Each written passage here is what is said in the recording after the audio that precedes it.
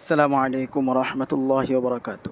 প্রিয় দেশবাসী, আপনারা হয়তো অনেকেই জেনে গেছেন যে আমাদের বাংলাদেশের জাতীয় মসজিদ বাইতুল মোকাররমে সাবেক খতিব যে এতদিন যাবৎ আওয়ামী লীগ সরকার পতনের পর থেকে সে পলায়ন ছিল, হঠাৎ করে সে আজ মসজিদে এসে